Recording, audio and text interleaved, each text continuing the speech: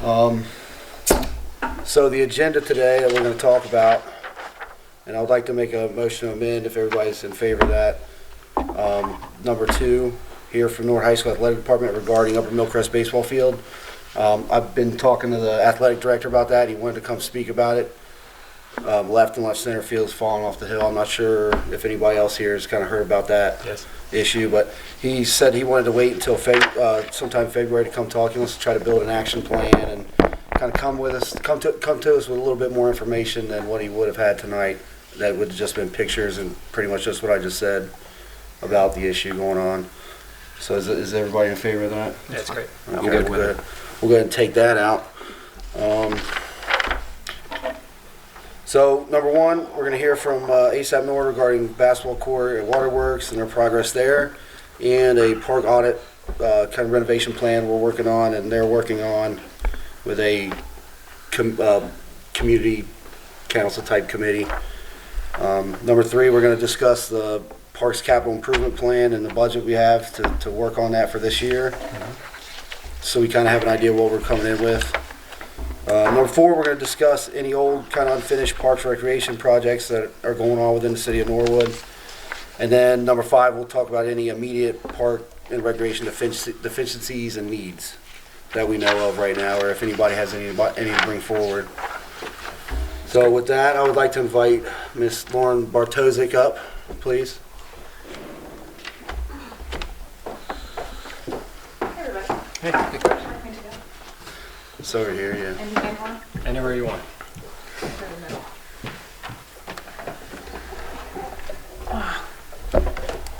Hello. Just introduce yourself and tell us Awesome. Yeah, about totally. ASAP So, Norwood. sure. So my name is Lauren Bartosik. I am the Coalition Director for ASAP Norwood. I've got a PhD in health education from UC, and my cognate area was in substance abuse prevention. And so over the last, 3 years, I've been working with this local coalition specifically on substance abuse prevention tactics and practices in Norwood. And I'll be starting as the manager of population health strategies at the Health Collaborative on Monday, actually. So there's a lot going on around the city of Norwood specifically, and ASAP Norwood's mission is to activate substance abuse prevention. So it follows right along with our name.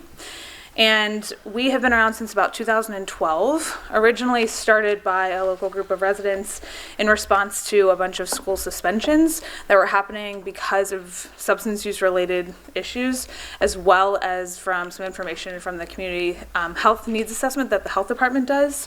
There was a clear need for information and resources in the community for youth and adults around drug use prevention. I try to use the word substance because drug tends to have a negative connotation, just FYI. So I'll probably use that one. You'll see I have given you, the very first page is just a little one-pager that we've created that gives you some insight around ASAP Norwood. We've been funded pretty heavily over the last 5 to 7 years. I think almost everyone has one. There should be one more packet somewhere. Oh, great. Yeah. Oh, there we go. Oh, no problem. Yeah, okay. And I think almost everybody has all the sheets. And Chris, I'll send you the rest of them. You'll also see we have 3 subcommittees. Education and resources, youth voice and activities, and advocacy. So primarily the work that we'll talk about here in a second will fall within the youth voice and activities subcommittee, mostly a little bit into the advocacy one. There's a couple little blurbs under there. There's a couple of our current projects that are on there as well. And the biggest thing is that we are currently funded federally under a grant called the Drug Free Community Support Program. It's $125,000 a year for 5 years. And I'll talk about that here in just a second. So that's page number 1. Page number 2, you'll see a list of something called the 7 strategies for community change. And so recently what I've noticed in our work around the Waterworks Park project and this park audit project is there's a lot of questions about why a substance abuse prevention coalition is doing work in parks. And so I wanted to be able to try to clarify and really pull together some brief information that would lay that out. So that second page has the 7 strategies, and you'll see on there that several of them are right in line with parks. So one of them specifically is alternative activities. So the opportunity for youth and adults alike to have spaces to go to in the community so that they have options and things to do. The other one on there that you'll notice that's really relevant is physical design. And so you'll see things sometimes around placement of signage and advertising. That's something that we do work on. So like point of sale marketing, but also around placement of community opportunities, so parks especially. Also just the design of the community, so lots of public health research talks about the effect of socioeconomic status and environmental breakdown influencing substance use. And then the third sheet that you'll see is something from the Institute of Medicine. So this is the prevention continuum. And so I wanted to show this because, so it's all in Word, there's a much prettier image online, but we tend to live in our coalition right in the primary prevention realm of that, which is also known as universal prevention, which basically means stopping drug use before it starts, trying to delay the onset. So as of today, 21 is pretty much the universal age for any and all substance use at this point. We have alcohol that's always been 21, well, almost always. Tobacco just got passed federally that all tobacco products are now 21 and up to be able to purchase them. I'm not sure if you knew. And then also medical marijuana. So even though it's not recreational in the state of Ohio, it is medically legal. But to get one of those licensures and recommendations, you also have to be 21, generally speaking. So 21 is kind of a universal age. And so our hope is to get youth to wait longer before they use. So that's just a quick little debrief on us. The last page that you'll see on there, except for Chris, you don't have this one, is something called the 12 sectors. So because of our federal funding under SAMHSA, which is the Substance Abuse Mental Health Services Administration, we are required to have and build relationships with all 12 sectors as a coalition. So any work and projects that we do should, in theory, seek to involve all of these sectors in the capacity in which they should be involved.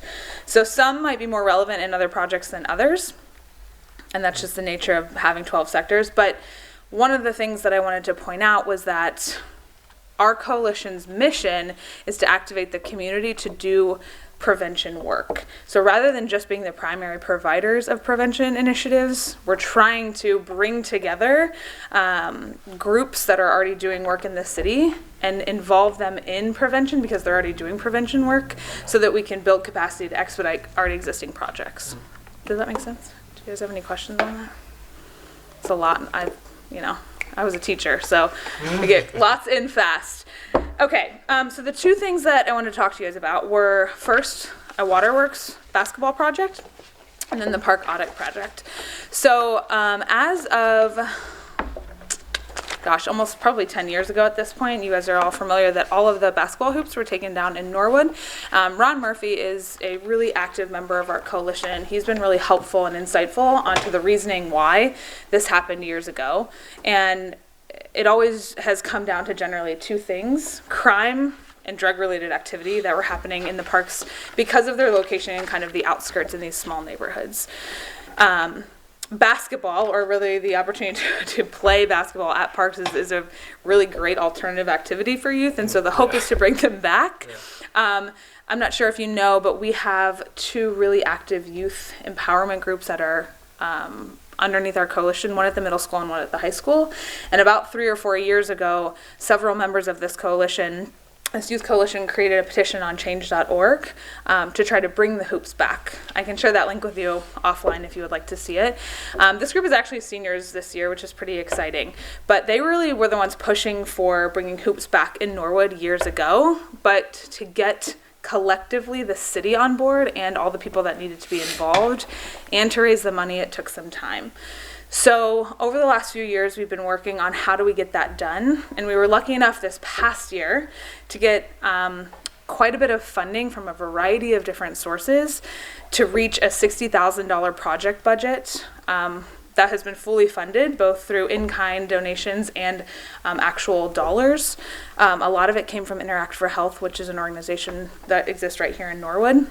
But a good chunk of it also came from Gem of the Highlands and some of their proceeds from the city itself, from police and fire, and then just over $1,000 from individual donations from churches and people. So we've met our goal for that, and as of October 28th, the new hoops went up in Waterworks. If you haven't been and looked at them, hopefully you can go check them out. So there are basketball hoops there. The next part of that would be resurfacing the court. We've worked in partnership with Borgman Athletics for this entire project, and so they were the ones that did all of the installation on the equipment. They'll be the ones that do the resurfacing. And that'll take place once we get into a part of the year when we have several consecutive warm days. The most exciting part, I think, about that project, though, is that in finding funding, we were able to increase our collaboration both within Norwood and outside of Norwood. So one of the people, or rather one of the groups that has been really impactful to this, is a group called BLDG, or Building. They are a branding and design firm out of Covington, Kentucky. We just happened to get connected to them because they are actually the owners of the Tobacco 21 branding for the T21 Cincy brand. So if you Google Tobacco 21 Cincy, which was the policy that was put into place before the federal policy was, they've done all of that branding work. And so just by crossing paths in some of our other tobacco prevention work, we ran into them. I saw that they had done some work literally on a basketball, and I said, hey, what do you guys do with basketballs? And so they have agreed to provide us with some discounted help in branding to hopefully paint the basketball courts. So while Borgman can come in and do the resurfacing, the hope and the idea would be that they can help then paint a Norwood specific design or brand or logo or TBD, determined by the community really, onto both courts. So this is actually talking about both of the basketball courts that are done at Waterworks, not just one of them. So 4 hoops were put into.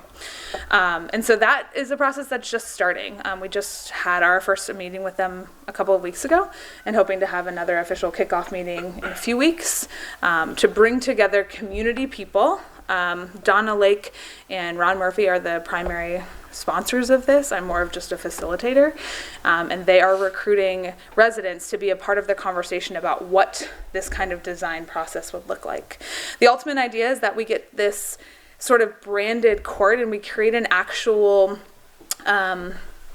designed brand that doesn't just exist at Waterworks, but really becomes a statement for the city about the revitalization of our parks and how it's a community-led process and how it is something that can bring people together and unify rather than just picking and choosing which park to go. So I think it's a really exciting project, and we were able to access some of that big chunk of funding from Interact for Health because we've been funded for them for the last 5 years to grow our own coalition. And so we were able to apply for some funding that other people weren't able to apply for.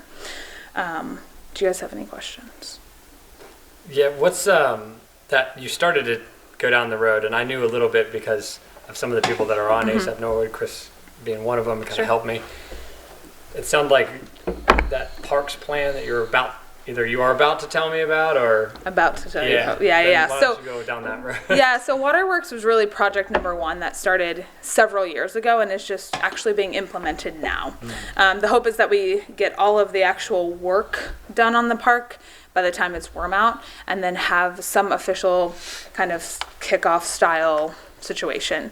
What's really cool too is that the group that is helping with our design, they do all of the design and branding for Xavier Athletics. Very cool. So there's just a nice little in. Hopefully they've had some conversations already about how we can utilize that court in the future for 3-on-3 tournaments or camps or things like that. So it's all still in the planning process as far as engagement over time. But I think the right pieces are falling into place with the right people. On the flip side, we, oddly enough, with Covington too, so Norwood and Covington have a lot of similarities, and so have been brought to the table by a third group, the Health Collaborative, actually. So an organization called the Health Collaborative, if you're familiar with it, it's a nonprofit here in Cincinnati. They applied for some funding from Robert Wood Johnson Foundation, which is a big, large federal foundation. to do a collaborative style planning process. And with that grant money, Norwood and Covington get the opportunity to come together and learn from each other on areas of expertise. And so we've done really great work around substance use prevention, particularly in the tobacco arena.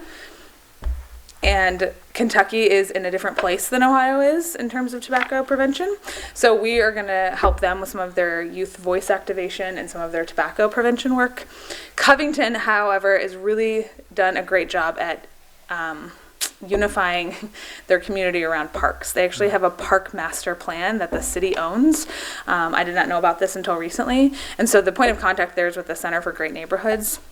And so they have done a really wonderful job at showing us how they did sort of an audit of their own parks, and then how they took that information to the city. They built this into a 3-phase plan that every park goes through, and they've got this long-term annual plan, really, where one park is always in one of the phases. So, you know, Park A is in phase 1, and B is in phase 2, and C is in phase 3, and as one park moves through, and the next park that's up just comes right into it. Yeah, and it's really phases around planning, community involvement, and then they call it construction or implementation, so actually doing the work. It's about a year each for them. That's kind of how they've done that. And so there will be a lot of things that need to be different for Norwood, but the structure of their park master plan is pretty nice. As far as kickstarting that. So when we had our very first meeting last fall with Covington and facilitated by the Health Collaborative, it was a pretty much a unified consensus amongst this cohort that a park audit tool of some sort would be a really great opportunity for the city of Norwood. And the idea really being that all the parks need work, but by splitting all and any resources into 12 or 13 directions, we're only going to be able to move a few inches, whereas if we can start to consolidate resources into 1 or 2 or 3 directions, a lot more work can be done. So the grant itself is just facilitating the planning process. It doesn't actually pay for any of the work to be done. And so we've created a general timeline on how we hope to see this go over the next several months. This grant ends in August, and the idea is that over the next few months, we will create the tool based off of looking at several examples that exist online. There's some really great park audit tools. If you've ever wanted to look at them, you can Google just community park audit tools. There's many out there. And so we brought several to the table at one of our first meetings, kind of reviewed them all, what we liked and didn't like, and we'll start creating a draft of those. The hope is that we can have a final draft by April, and then start actually doing the audits, which in theory shouldn't take that long because 13 is a big number, but it's also not that big. So over the course of the first few months of the summer, the audit can be created, can actually be completed rather, and then by the end of the summer, beginning of fall, we can put together some type of summary that just is a nice document of where our parks stand in real time in relationship to one another and kind of in a prioritized manner. And so that is this park. We're calling it, I think, with the Park Advisory Board. Yeah. We've had a few different names over the last couple of months. Park Advisory Committee, just the Parks Board. And so one conversation we had at our last meeting was about the potential for that to be a standing thing at the city. And so right now it's something that this core group of people has agreed to be a part of through August.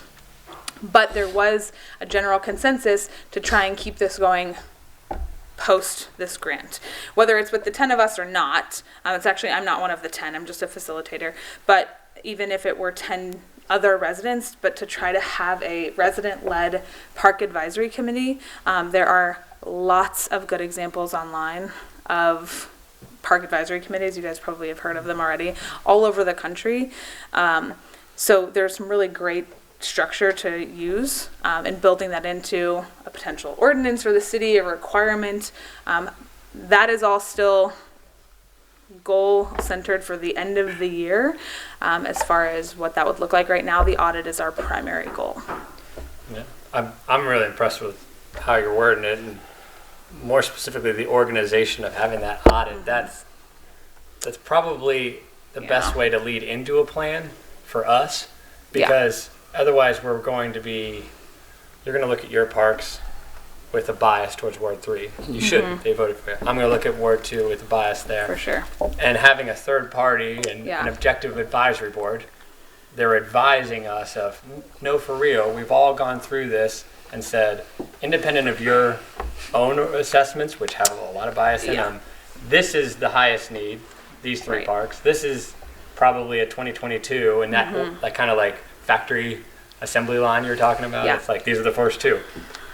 We can all agree on that. Now we start. Yeah. I just really think that's a great move for most plans. So. Yeah, I really like it too, because like you said, it creates its own bias thing. And what we're going to do is try to get, a plan that people can kind of see. Okay, my park's not getting done first, but it's there. It's coming up, and it shows people that we're thinking smart on this. We're not just jumping in and creating more messes than we need. Sure. And kind of being really efficient with it is what I think it's going to lead to. Yeah. The ultimate hope too is that the cohort, the way it was designed, they were, I'll use the term handpicked very loosely, but there were invitations about who should be a part of this tent in the hopes to create a little bit of diversity across the cohort. So we do have representation from every single ward. We've got a little bit of representation from council. We've got representation from Parks and Rec. Jenny's on it. And then we've got several citizens that have been really active in other park initiatives over the last few years from other Norwood groups. And so the idea is that current efforts wouldn't stop. Smaller, more manageable projects that exist within each park, within each ward, can still move forward. The opportunity to fundraise on a small level or to do some small things like mulching or planting or park cleanups like Norwood Together does are all still things that should continue to happen, but to bring forth a large lump sum of money from the city with the hope to find matching grants is something that really has to have a dedicated plan and an order. And so that's the hope, is that any of these large scale changes that need to be made that would require $40,000, $50,000, $60,000 budgets, kind of like the hoops at Waterworks, there's a little bit more of a dedicated effort that's unified too across wards, across community groups, with this equitable community-driven process. Going back to the basketball courts, what's the court itself actually going to be made of? Is it concrete? Is it synthetic? That's a great question. Ryan Borgman would be the person to answer that. I could go back and look through some of our the people might there. So they're resurfacing it with whatever traditional outdoor basketball resurfacing would require. I don't remember the material. I don't remember. I actually just got an email today with their resurfacing plan that I was forwarding out to Donna and Ron and BLDG. Okay. I read through it. Forgive me, not my area, but I'd be happy to send that to you. I'm assuming it's going to be whatever the traditional outdoor resurfacing looks like, where they go through and they'll pull up all of the existing material, whatever it is, patch wherever it needs to be patched, resurface, then paint, then do the cover, then add the lines too. And so they will actually do it from start to finish to where the design aesthetic part of it just goes on top of that. And so my guess it's whatever that traditional outdoor court material is. I don't think it's concrete. I don't think so. It's like I think it's more like an asphalt. Yeah, kind of it's thing. nicer than that. I Yeah, can tell it's you that it is same kind of stuff. not cheap.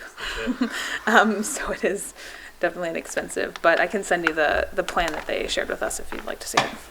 I was just kind of trying to figure out how much we would have to look in maintenance for it. And Yeah, I can tell you that the last time the court was resurfaced was 06. Is that It was before that. yeah. like 02 or 4? Gave it to Donna.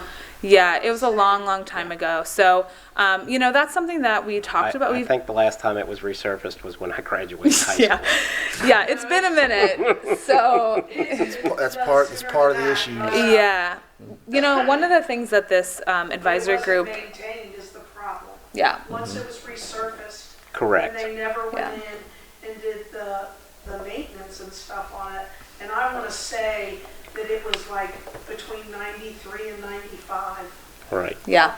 I just remember looking At least, going yeah. through all that stuff last summer for Donna. Yeah, one of the things that's come Said up between 93 and 95. frequently. 1993, 93. Well, how old do you think I am?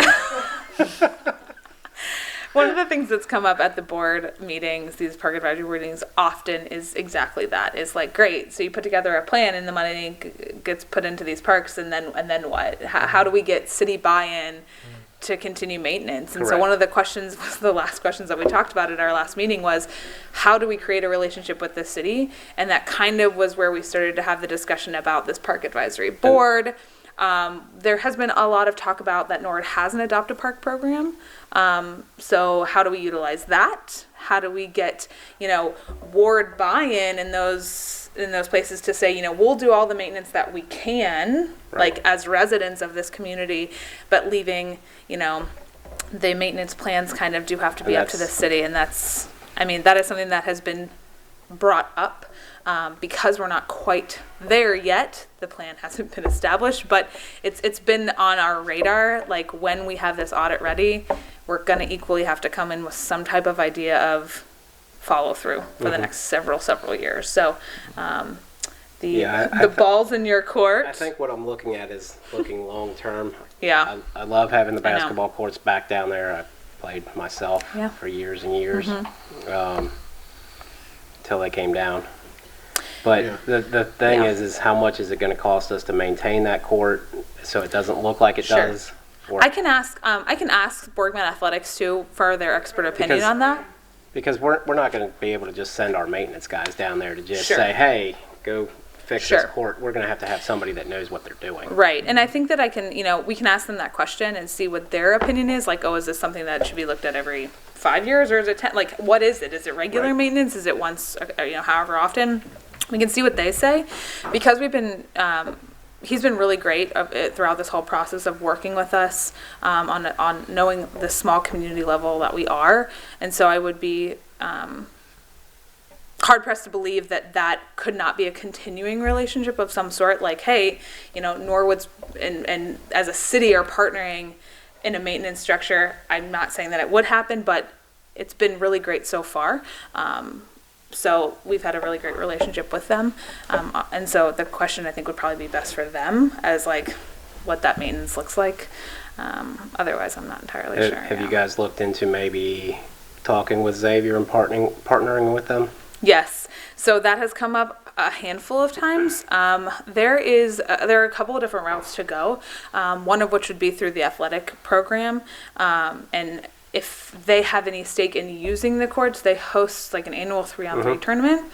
And so how do we create, a written partnership with them about, maybe every other year maintenance? I mean, this is just stuff that has been kind of tossed out. The other thing to consider is they have a brand new Center for Population Health that just opened this year. And the director of that is really great. I've met with her several times, and her goal is to be invested in community projects. And so she's really looking to support, from an academic perspective, communities in projects that are existing. So one of the things that Chris and I talked about is having the opportunity to bring together a group of people who can talk about where money can come from and be able to utilize all of those spaces. So academic institutions can apply for certain grants that cities cannot, that nonprofits cannot, and all the way around. But if we can harness those partnerships, then that would be a good place to start. And I know in my conversations with her, it very much felt like, we're here to support you guys. Cool. Give us we don't have anything even laid out yet, but I would feel comfortable in saying, we have this idea. Can we together work towards finding grants that we can then match, the city will match, or we'll go find grants as nonprofits if you can find grants as academic institutions. And so that center, I think, will be a big hub for an opportunity to create population health strategies around how to use that court, both with Xavier Athletics or for anything else youth related. They have a really great community building institute too, right? And so like students who want to do interns and all the stuff. So the opportunity is there, but the relationship building probably needs to be worked on. Yeah, I'm glad you brought that portion of Xavier up because I was going to ask you about them. The center? Try and Yeah. beat Cincinnati to the punch on, that Cincinnati gets all the school money because we don't have any school buildings on our camp or in Yeah. our city. So, Yeah, they're definitely invested. but we take in a lot of their students. Yeah. And so I think that that's something that, utilizing college students in different ways could be really interesting. So talking about how to get them to maybe play rec leagues there. I mean, how do we get the schools to use the courts more? So the more people we have using them, and the more people that are invested in keeping them maintained. And that all comes And down to the that's broken just- windows theory. You get more people playing on that court in that park, you keep the crime down. Yes. So, And reducing crime reduces substance use, research based. yep. And there Yes. we're back. Yeah, so that's okay. So all of those questions are being asked, and we're actually in the process. One of the things that we're tasked in the next month is to create a running list of current partners, potential partners, and then start to build in this really comprehensive brainstorm, basically, of like, who is here, who's not here, and how do we go get them.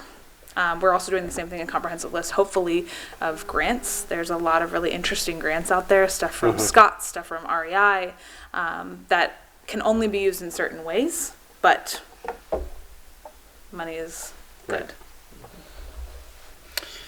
Yeah, I'm glad you brought up the whole partnerships and working together, because I mean, parks usually doesn't really get a lot of money and a lot of attention. I think for us to think that we're going to be able to just do this all our own, or one group to think that they're going to be able to do everything on their own is very naive. It's going to take us working with a lot of different community groups, businesses, Xavier, things like that, even school, us partnering with high school, stuff like that. That's what it's going to take, and that's the process that I hope comes out of this committee to council is, hey, we're working with these guys, we're working with these guys, and we're working with multiple groups at once, not just one group or two, but every group, just to make these projects bigger, better, and to give Norwood and the residents of Norwood what they actually deserve. And I'm glad you brought that up, because that's what I want this committee to be about. 100%. And I think that the reason that ASAP has tried really hard to help facilitate this is we don't want to own any initiative. That's not really our purpose. Our purpose is activation, and to do so through things like our 12 sectors or through different types of community groups, so that all of the work that's currently being done that's really good just has a more unified approach. And so that's kind of our hope, is to get people to understand that this work is prevention. All of this good work around parks or streets or business corridors, like anything that's improving our environment and the culture and the norms that are within Norwood, will just further help in our tasks of preventing substance use in youth. Yeah, for sure. Any other questions? Okay, my email is on the bottom of that front sheet. It's the Gmail one. It's going to be the best. The one on the card is not the best email for you. But so feel free to email me and let me know if you have any questions or anything. Thanks, you guys. Thank I you for really, coming. really appreciate it. Yeah, totally. Okay, so that moves us on to item number 3, the discussion of the Parks Capital Improvement Budget Plan. And in the copy of the ordinance for the FRP, I think you guys have already found it, if not close to finding it. Just to kind of talk about what we have, and what I'm seeing is $110,000 to work with this year. Is that the carryover from last year plus what's new this year? I believe it's, It should be carried over and unencumbered, but yeah. Okay. I don't know what we're looking at, but that's the intent. Yeah. Is the That's right, I just wanna make carried, sure we it's were like the catching it carried all. over and unencumbered position. But I don't know that for sure. We gotta look at it, but Yeah. I think saying 110 is good. Yeah, Good. so, we have quite a bit of a list of projects on here. The one I'm questioning about is, the stairs at Millcrest being moved over. I wanna find out if that is being moved over or has been moved over. And Move to, this year, because it was my understanding that we talked about it, we sent it to council and they approved it, and it just didn't get done. Yeah. And I think that's something that we should really look into, because those stairs are pretty bad. Yeah. Another big item on here. Just real quick, Yeah. so you would move that over and just, I know this is super obvious, then that would take 110 down, because obviously you've just, You that you just sum. grabbed 30 grand. Yeah, that sum goes down. I know, Yeah. I'm sure you guys can do that. Another really big one, key one on here for me is the bleachers at Waterworks Park. It's listed as a medium, but I think that's very high. And we're going to talk more about that in number 5. But you guys will find a packet full of pictures of some of the bleachers in the state that they're in right now.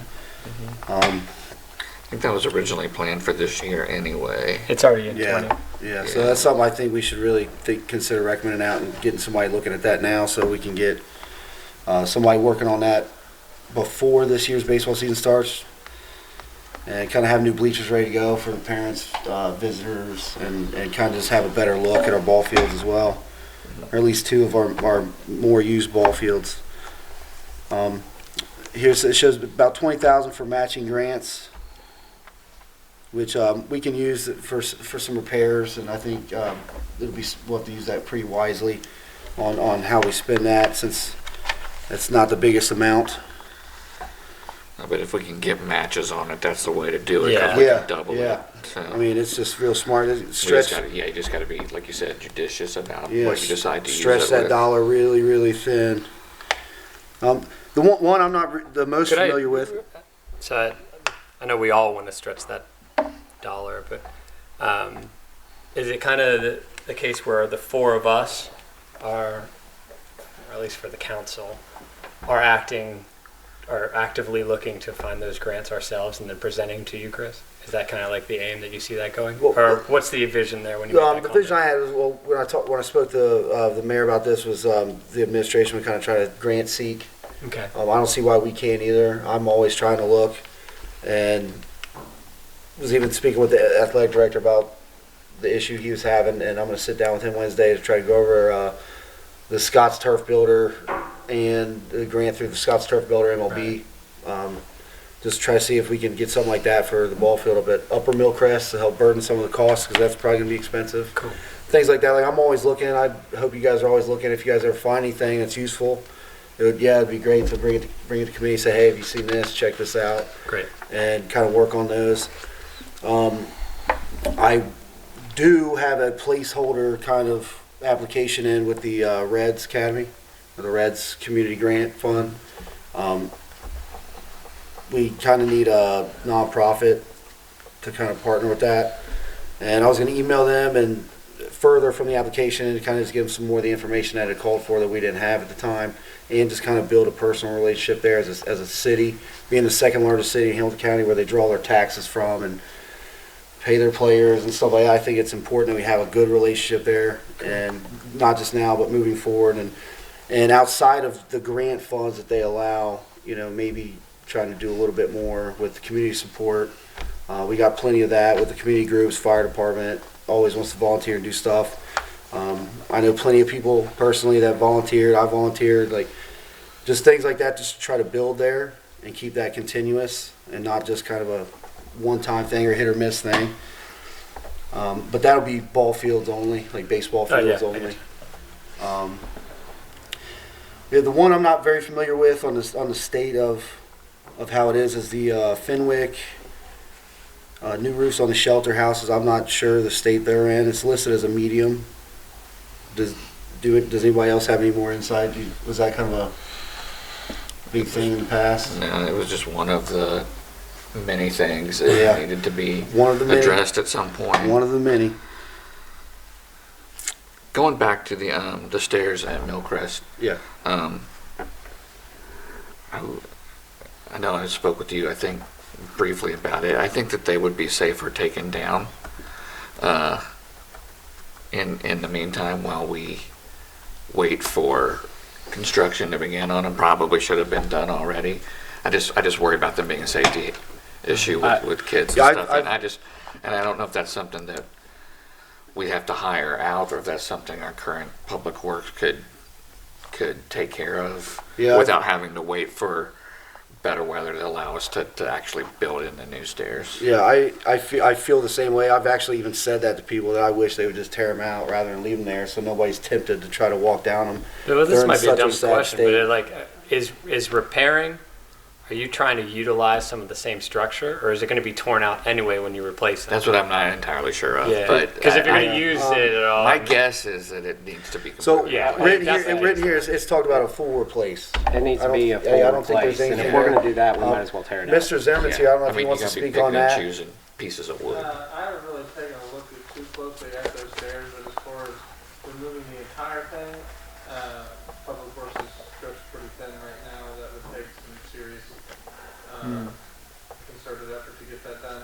Maybe perhaps the end of the entrances maybe could be dismantled to make it much harder to get onto the mid part. That might be something to look at, but as far as dismantling the entire thing and being done through Public Works, that's probably not feasible. Yeah, like, or maybe even like a sign, like a chain with a sign that says, please don't step on these stairs. Yeah, there's yeah. already taping stuff up, but it's yeah, it's got. Yeah, I mean, in my opinion, I think that's something we gotta do now. That's something that's very, like, that's something we gotta look at doing right now. That and the bleachers, I think. Just going over the other things too, there's cameras for, at most, or all parks. Was there any discussion on that in the past?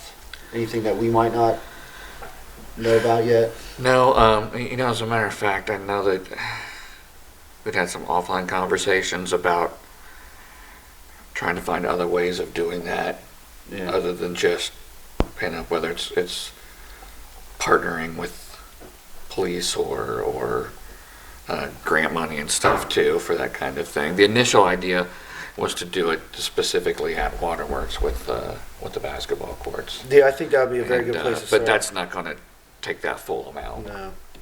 Yeah, I mean, it's listed as high. I think that's something we can more, like, shuffle around and talk funding about. Well, in So we addition can- to funding, I mean, it might be a nice, like, proof of concept, I suppose. Rather than spend $30,000 into cameras for 4 or 5 parks, I imagine there's going to be more than just putting up a camera. Who watches it? How do you go get it Yes. if you had a problem? Who's Well, that's, I think, one thing that we could look at with the cameras is that the police department already has cameras, such as out here on the corner. Well, and that was part of the idea too at Waterworks, because there's already cameras that monitor the swimming pools, and so the infrastructure was already there Yeah. to support cameras, and the thought was to just wire them in through the same recording and monitoring that they use on the pool. And of course, that way they're not gonna be monitored 24 hours, right? Right, yeah, and Which to is- come and think of it, I don't even know how that works. Like in the summer, the pool should be monitored 24 hours. Right. I mean, that's why the cameras are there. I think- I don't know where that feed goes. I would think it'd be more of like hey, if an incident happened around this date and time, they'd go back and kind of look, kind of thing. Like, hey, the camera's there if we need it, but we're not gonna have, somebody sitting there looking at it like the monkey and. I'm just trying to go Toy through and going, Story. okay, let's star the things that actually we want to take on as doing stuff in the near term. Yes. $30,000, we don't need to take action on all $30,000, but doing No. one park as a proof of concept might be, I think it's actionable, it's near term. The whole Yeah. idea behind that basketball court has been proof of concept since we Yeah. started it. So I think it's really cool. we're just trying to get Right. it through and see how the community reacts with it. So I think that's a great thing. Another thing to keep in mind too is just when it comes to cameras, you have to put them really, really high because kids will throw things at them. Yeah. Just so you have to have that kind of infrastructure when you put it into. And I would say, let's see if the police department will help us find some cameras, since Yeah, I mean, they I seem think, to have that, but I don't know how much they would be willing to work with us in trying to get us a good yeah, I price. think some budget cameras would probably work, but decent quality, but budget for sure. And I think, like Mr. Donner said, like not having to go out and do a complete camera overhaul all at one time, but doing a little here and then a little See how it here works. and kind of see how we handle it and how the system's handled and kind of trial it out, and instead of just chalking that whole bulk of money at one thing right away. Mr. Denard was talking about asterisking some of the things that we would like to see done now. And I think, I don't know if anybody else has any ideas, but I think the stairs at Millcrest and the bleachers at Waterworks to me are big ones that I Yeah. think we really need to tackle now. I don't know, we've got a 6K for replacing and repairing lawnmower Yeah. equipment. That's something else. I'm sure that's something that needs. So those three items, to me, are the real big deal items.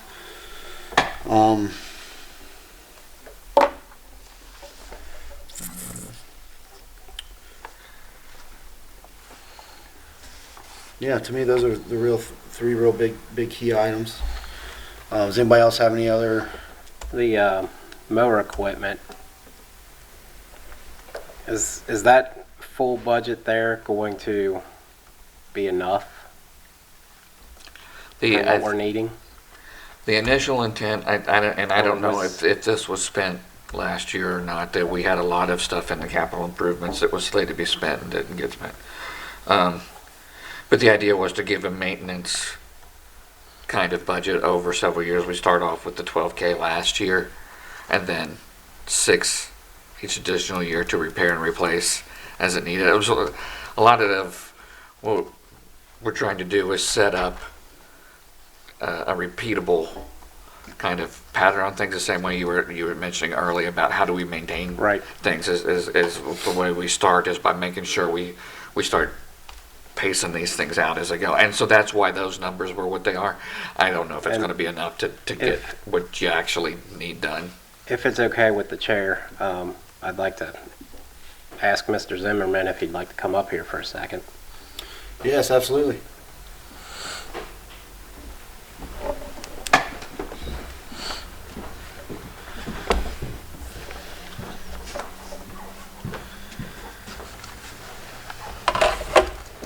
Thanks for coming up. My Appreciate name's it. Clint Zimmerman, interim superintendent of public works. So I know some of the mowers need to be replaced. And looking at some mower prices, you're probably looking around 2,500 minimum. Sure. And then for a really good mower, you're probably up around 45, right? So Pretty close. how many mowers are we looking at needing to be replaced over time? Over time, at least 3. At least 3? At least 3. And how long do they have right now with those 3? Or are those 3 needed now? Not needed now, but it all boils down to just a proper plan of fleet management. Mm-hmm. And that's where we have to get to, that has not been done for quite some time. So as far as, I think if we were to be able to receive at least this much funding for the next 4 years and just start cycling out one at a time. And as the thing is, when you have a piece of equipment, you can keep it until it becomes a burden to maintain. Correct. And at that point, you can auction that off, recoup some of your costs, so that when you go buy a new piece of equipment, that cost is mitigated somewhat because you have actually gotten rid of another piece of equipment. But that's just the basic tenets of fleet maintenance, and that needs to happen not just with mowers. That needs to happen with Correct. dump trucks, service trucks, pool cars. But this kind of funding is essential for Public Works to be able to do the job that it's supposed to Yeah. do. And, one thing that is in here is repair lawn equipment. That lawn equipment has probably been repaired more than I can count. I can only imagine how much it's been repaired. It can only be repaired so much before you have to replace it, correct? So I would say we need to look at least at 2 this year.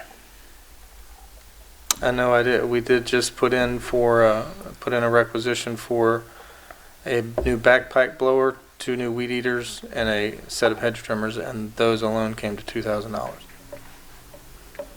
So this kind of equipment is not cheap, especially when Correct. you're trying to buy That's- the kind of equipment that can be used constantly every day once the warm weather hits.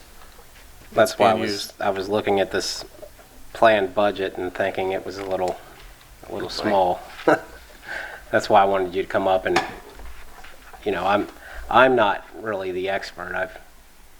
I've done my time in landscaping. I've looked at mowers, but you're more the expert as to what we have. Well, with the we city also, right now. and it's not just that, as I said, within those, each street department, which street department and paint department comes out of that, parks department, water, garage, these are things where it's not just the mowers that need to be replaced, it's trucks that have to be replaced. Correct.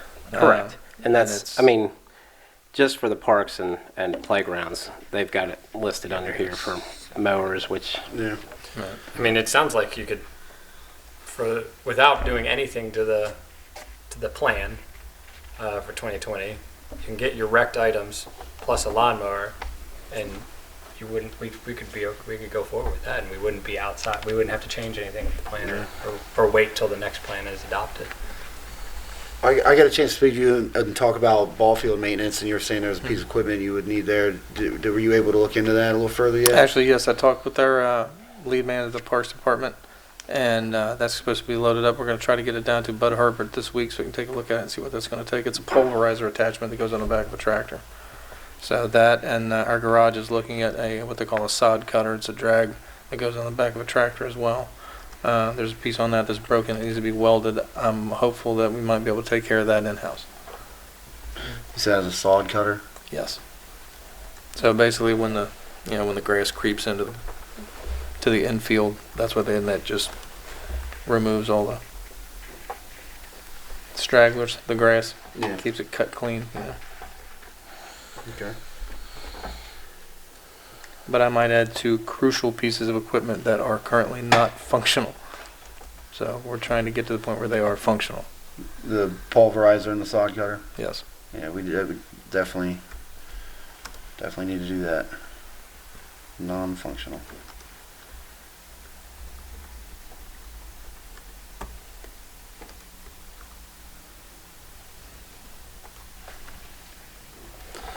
So does anybody have any more questions for Yeah, if we're good on this, I mean, you're sitting here.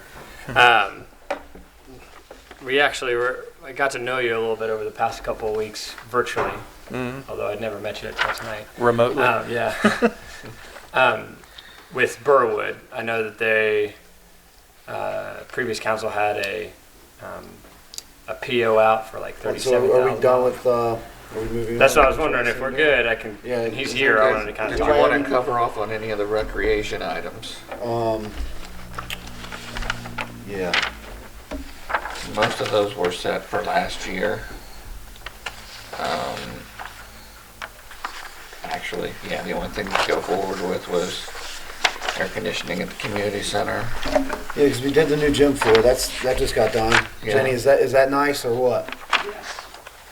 Although we're not finishing our little kids' basketball in there because, we use those adjustable hoops and there's no way those can go on that new floor.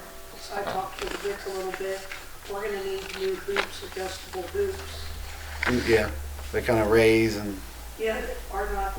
yeah. Is there not even a way like to kind of get like rubber lipping around the bottom and just not a risk worth taking? Those things are, that, and they're heavy. Yeah, I did have So some. somebody dragging those across the floor, if they don't really watch what they're doing, or even if you do watch, you could put carpet under them, but then, so we're gonna finish our little kids up at Norwood View until we figure out how to resolve that with the hoops. Because those hoops can't, even with the rubber around that metal, they still. Yeah. Yeah, I think that's something we should definitely look into going forward because that's something that's going to be kind of costly but worth it. How did it work for the purchase order? Was there like a purchase order for a resurfacing purchase order, or were they all one big project? One I'm great. gonna tell you, I'm not sure because I wasn't privy to any of that. We've requested a new floor for years, and I had Cincinnati Flooring come out and give us bids for the last 3 to 4 years. All of a sudden, somebody told us we're getting a new floor. I'm just saying, heck, if it wasn't all used up, it wouldn't do anything. Right, exactly. Because we had the money set aside for You've nailed gym it. floor and backboards and You've nailed goals. it. Yeah. And I don't know what the purchase price Floor was. 40,000. Right, so there's 20K left. So 20K left on what was established. I don't know if that's good to move forward to this year, but it certainly could be applied to I understand. backboard purchases, I would think. Yeah. The whole point is to have that gym functional, Done. Yeah. not just pretty floored. And the hoops that are in there now, the backboards out, they're very old. I don't think I can even guess how old those are. Those have got to be from when that was redone in the 80s. I mean, the thing is, one of the things that, we talked about is being able to use that gym again to where it has the stage in it, and that stage be utilized for things. But you're going to have a hoop that moves to the side or retracts up. Those don't move at all. Right. So, I mean, they used to do things in there, so I know that those hoops were put in permanently in the early 80s, that they didn't move anymore. But exactly what year, I can't tell you, I can't find that info. But we just know that they're very old, and replacing them would not be out of the question. I mean, the hoop that's up at the stage is not real, it's not very sturdy. Yeah. Yeah. Okay, yeah, that's something I definitely think we should take in consideration moving forward and try to find. Probably pretty quickly. Yeah, find ways we Yeah. can plan it and get it going. And basketball season's almost over, so spring, summer this year would kind of be the time to look at that, I think. Yeah.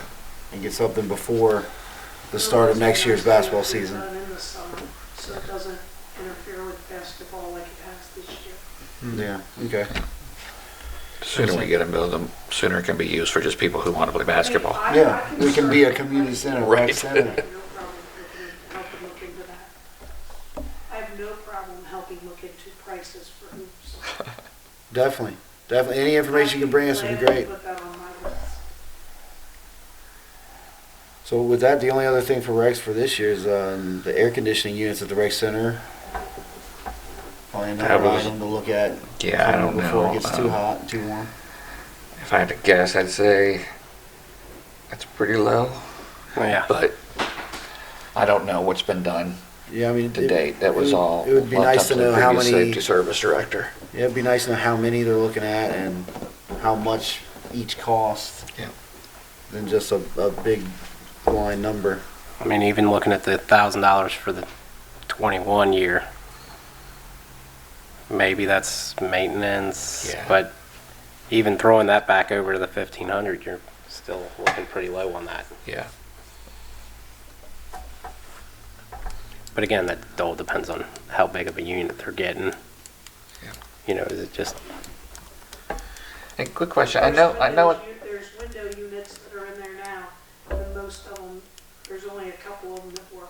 That might be. I doubt it has central. I mean, No. honestly, it's And probably it- just And replacing window $1,500 units. is not enough to replace the No, whole. Well, it's- window Yeah, but units. replacing it's not window even units. replacing, it's Yeah. putting in. Yeah. I mean, unless they go with, what are those, controlled air ducts, Yeah. but Well, that's something. Another thing to bear in mind too is how much do we want to invest in that property? I think the basketball court was a good investment. It's still a usable room, but the property overall is very old and would take a significant investment to actually bring it up property-wide to Window high units standards. work, because you only turn them on when you have something on in that room, going Right. on in that room. So it's not a bad concept, but the thing is though, most of them are not working. And that might have been what these dollar amounts were for, was to replace windows. A quick question. I know at the end of the year at the pool, we sprung a big leak. Did that get fixed before? Is that all ready to go? Do you know? Yeah, Yeah, that was done. that got done right. I mean, on the last day that we. I know it happened on the last day, and I just couldn't. I didn't know if it had gotten. I know that it creeps up on us quick when it's time to open the pools, and I wanted to make sure. Clint and I always do a walkthrough up there. Always. Okay, cool. Yeah, I don't like surprises. Towards the end of February, and go through stuff. Okay. I just wanted to make sure you didn't need funding for. I'm pretty For sure that. Donnie from AO Valley took Yeah. care of that. I Okay. got this. Since we got you, are there any other recreation things that are pressing? Would you? I would, yeah. That'd be excellent. Would you like to come up and, I mean, not Or- off the top of my head, I don't think, I mean, I can get number off. You know, well, if you would email me those, that'd be awesome, then we can talk about it our next getting time. those hoops to complete that court. Yeah, I think that's huge. And then, and Eric just said something about, putting a lot of money in down at the community center. That roof really needs to be looked at. You have groups that want to partner and fix up rooms, and a lot of times I say no, because the problem is the roof is causing a lot of leakage in rooms.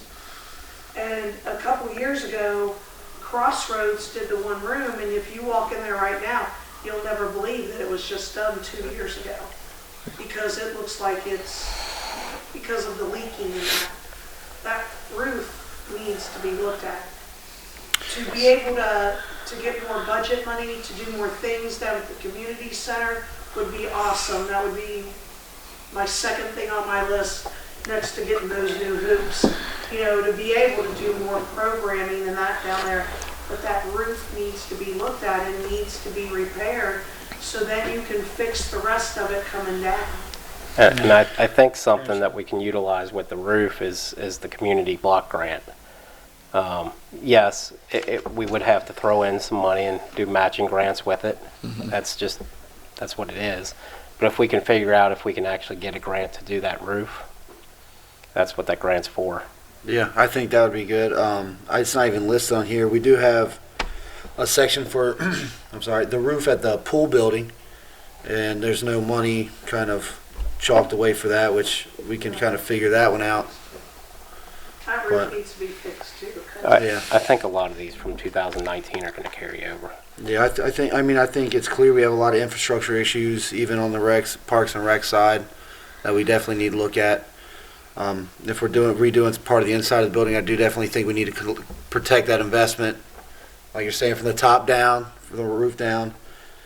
So that's something this committee, I would definitely like for us to look into, kind of what the extent of the damage is, how much that would cost going forward, how can we fund that moving forward.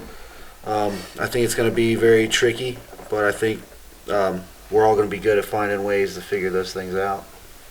So, thank you. I mean, is there anything else with the rec budget? Thanks, man. So we can move on now to number 4, discussion of any old or unfinished business, parks and recreation projects within the city.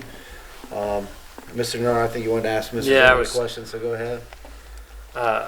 Just a little bit of a chat. So I know that you are helping the city get about $37,000 worth of playground equipment at Burwood. Everybody has kind of like what's going in there. This was ordered in October of 2019. I think there was some reasons why we had to say no to receiving the equipment, and now it's kind of looking like you're gearing up to install it. First off, do you want to talk about like where it would go, any potential issues you might see in installing now that it's coming? Well, in the very near before, if I could just kind of give a little synopsis of what's going on.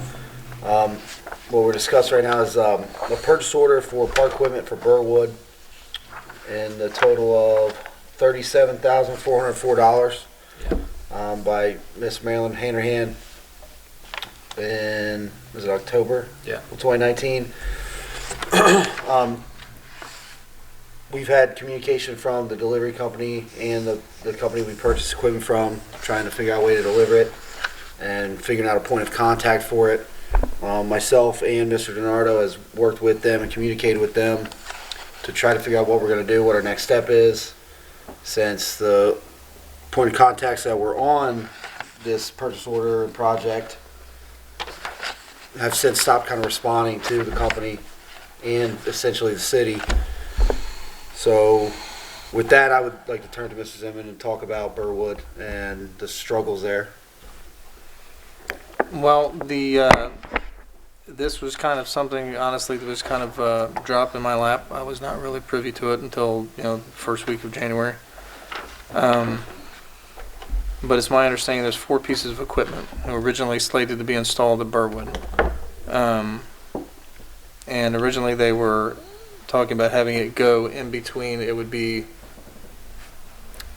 in between the dead end of Burwood and where the shelter house now is. There's currently a metal gazebo down there, I believe, or a metal shelter house down there, swing set. It would be kind of in that area. The area, you could do everything in one area, which would be a 60 by 60 block. You could put everything in that. Or you have to piece it out in 4 different units, ranging, the largest is like a 36 by 40 and the smallest being a 20 by 20. Taking them apart makes it a much larger footprint. We have limited space in that area, specifically in that area. There's utilities in the area. I'm not sure as far as any gas lines or water lines in that area specifically, but there are very deep storm sewer and combination lines that run through that area. At no place anywhere can you put any equipment where it won't be over top of that. Now we're talking about lines that are 25 feet deep, but they are there. There is no way that we can put any of this equipment anywhere without removing current equipment. So currently the swing set that is there would probably have to come out. Well, will have to come out. And also there's an issue of drainage. My biggest thing right now is the communications from the company, which, stop me if I'm wrong, I believe what's been appropriated here is for the equipment and also for a company to install it. That's right. AAA. Okay. So this is kind of basically in a floodplain as far as the truck is, or as far as the park is concerned. So all the rainfall that comes into Burwood Park, it all kind of runs through that grass area to get down to the dead end of Burwood, where then it goes into a catch basin and is taken away by the storm sewer. So the original communication from the company was that these timbers that are going to be used as the borders for this playground equipment, there's like 110 timbers total if we break it up into 4. If it's going to do 1 block, there'd be 60 timbers. And they said that these timbers couldn't be left outside in wet conditions for more than 4 days because they would warp. Well, they will warp sitting outside before they're installed. If you set them inside an area where there's going to be a lot of rainwater and everything, they're probably going to warp after they're installed. That's my first concern. Second concern is there's not a whole lot of space. We would have to remove items. The site prep plan that was sent down indicated that the area needed to be level. It is not perfectly level, but it might be manageable. In that area, there was some talk about maybe moving a piece to a different, or some pieces to a different location, but the same problem applies itself in that area too, because that area is not level. Now, it's one thing to add dirt and grade that out, but I don't know how compacted that needs to be, because you're talking about structures that are going to be buried into the ground. I don't know if they're going to be buried on a pier, or I haven't seen any of the actual construction specs as far as installation, because another company is supposed to be handling that. So that's kind of where we're at right now. So in your opinion, would all this be able to go down there right now? Would that be effective? Physically, could it go there? There is enough room, just barely, to fit, although one of the other communications from the lady said that it is best that these borders not be right up against anything else. So it would be right up against the fence on the one side, and it would be right up against the walkway on the other. So there's that to consider. The biggest part is you're basically going to dam off the park for all rainwater. I'm That's what I'm most concerned with. I was wondering if I could. I'm kind of thinking through a couple of things. First, we had Lauren talk about kind of like a long-term plan. And so I'm hearing this kind of with that in mind. And I know that one of those things that I see from that came out of the parts of the Parks Advisory Board, which is ASAP Norwood, or part of what ASAP Norwood is trying to activate, they were talking about the same drainage problem that you brought up. That they're seeing that the people aren't going there because it's flooded all the time, and it'd be right. You're telling me it's going to be flooded. That's kind of obvious where you're putting it out. So I'm kind of thinking about the couple things. The first is if size is a particular problem in that location.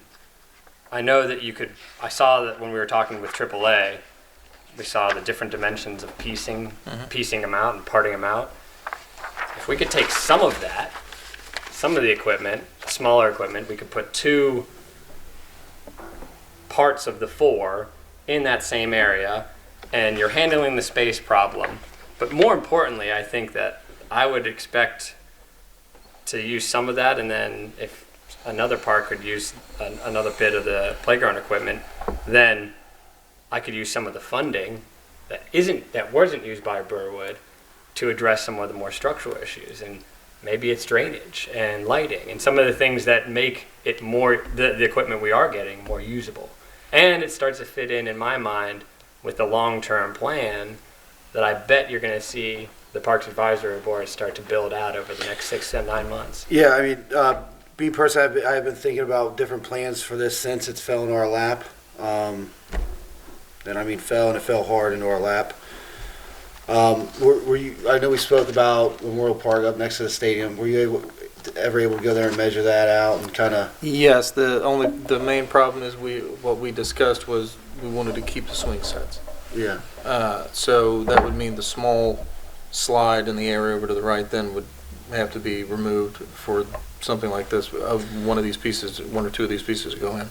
The problem where that is currently, that's what I meant, like it's currently in a depression of almost a foot, not quite a foot deep, but so that would have to be graded out. And at that point, I don't know. They were originally concerned about where an old pool was at Burwood. Yeah.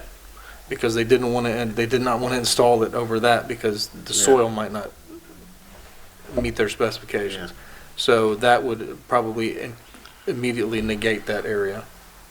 Even if we were to fill it in with dirt, it wouldn't be the kind of soil and the kind that they're looking to install a piece of equipment on. At Burwood? Specifically at what we call the tot lot there at Waterworks. Okay. Up at the top part. Yeah, we're just where that slide and everything is. Unfortunately, because I was there today, there is a depression there of almost a foot. Where I guess at one point maybe there was mulch or something that was in that area that probably all gone now. And you also have to remember that there's a gate right there at that small little playground where we have to be able to get equipment to cut that far ball field. Yeah. That is our in and out. That's our ingress and egress at that point. So there's nothing can go in the middle. I have to be able to get equipment in. So each park is going to kind of create its own, give you its own problem. We just have to try to manage this thing as best we can to get, so that the citizens get some benefit out of it. So if we are looking to split, is there anything that could fit up there or be installed up there at Waterworks? At the Waterworks, probably the grip and spin. You could probably do that, but as I said, where the depression is, that 2020 might be able to put the timbers inside that. You understand what I mean? But only if we remove equipment. There is no scenario where we At don't remove Waterworks? equipment. Yeah. I mean, I know that equipment is smaller and it is older. It is that old. thing that they sit on, and I don't even know what Like an that's odd called. teeter-totter Yeah, of some that, sort. I mean, that's rough. Yeah, I think that grip and spin is kind of a supplementary piece of Yeah. equipment, not a destination piece of What equipment. I was So it thinking really about needs up to be there with is other the bigger things. one. It's called Cruisman the Caspian playset, and that's your bigger one. I think we're looking at. I was thinking if that could go there and be utilized, and if we had to take out some of that smaller pieces that are older. I would encourage, if we're looking at moving some of this to another park, Waterworks already has a really nice playground at the bottom of the Down hill. below. There are other parks in Norwood that don't have anything. Ward 1 is, no, not Ward 1, sorry, Ward 4 is, their parks are in bad shape and no equipment. Yeah, absolutely they are. You know, there's other places that could be better put to use. Well, I mean, Clinton, is there the tough thing that we're facing right now when we talk about this is we have to accept equipment. So Yeah. while I would love for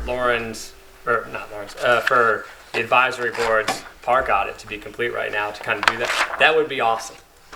But Well, it's but we not. got to accept that. So I think that we've heard the trouble. We've kind of dealt with it with the installation company. You yourself were saying this is going to be a bit of an ask, guys, if you try to put all 4 of these in Burwood. And Right. I'm looking. I mean, it says Ward 2 on there, so I'm really trying to get as much as I can for Burwood until we can get that objective assessment. So I'm trying to marry up all these needs.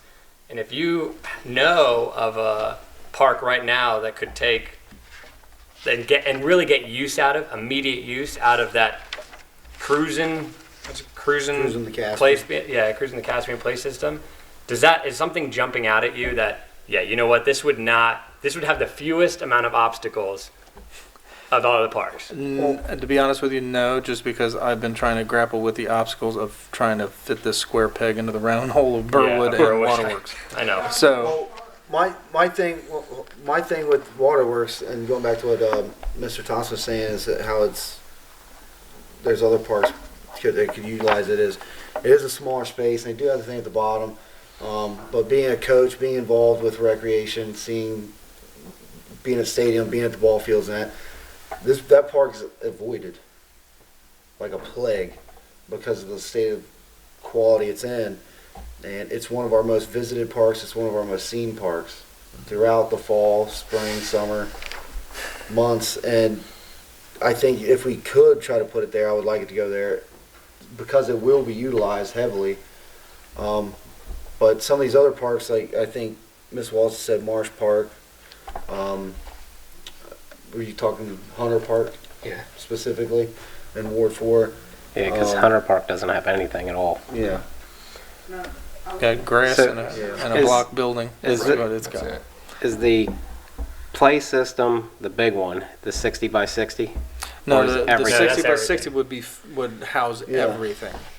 But there are federal guidelines as far as if you piece it out, each individual has to have a certain clearance rate. So you're looking at one 36 by 40 for just, the 36 by 40 is just a cruise in the Caspian. You got a 20 by 20 for the grip and spin. The banana split is a 24 by 28. And the 3-panel Aztec climber is also a 24 by 28. So that takes 110 timbers. If you could have put everything in if it had been ideal and we could have put everything in one 60 by 60 block, it'd have been great. 60 timbers in and out, That'll be done.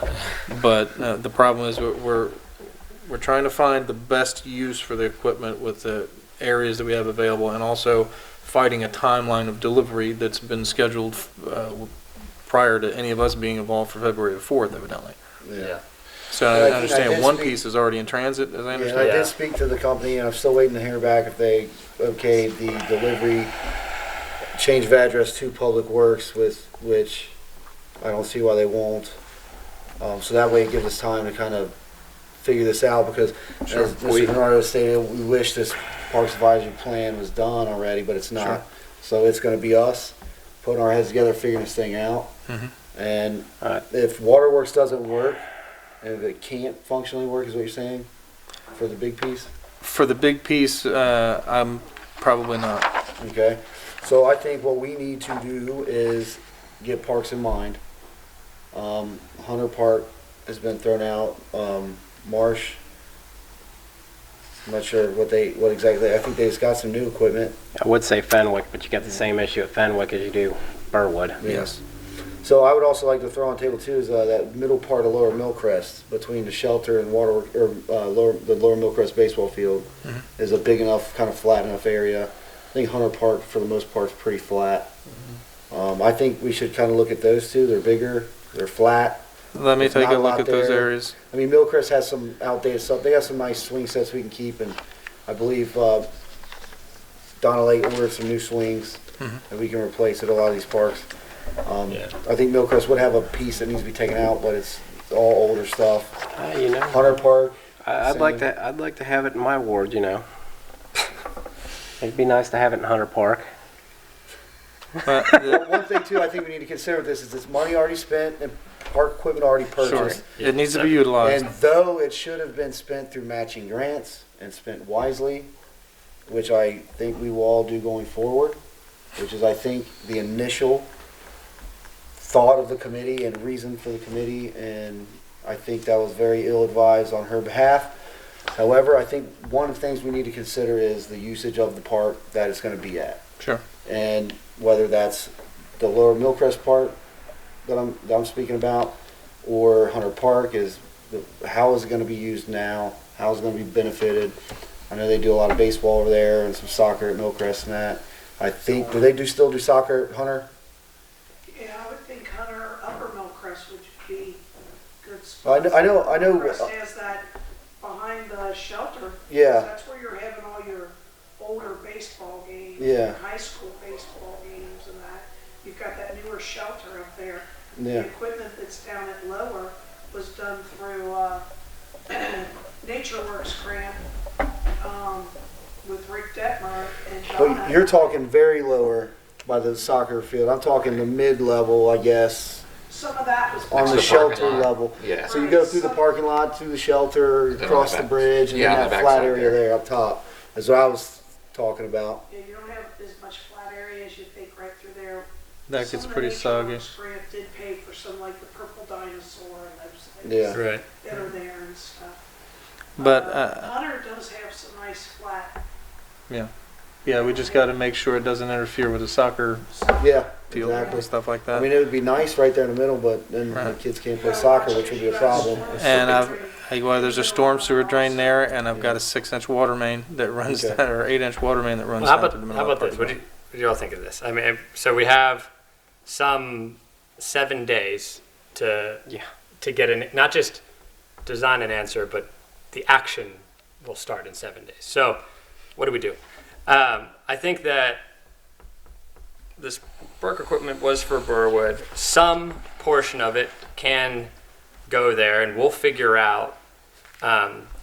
Probably Chris and I, unfortunately, how we select what makes best sense with you, Clint, and we'll just kind of work that in.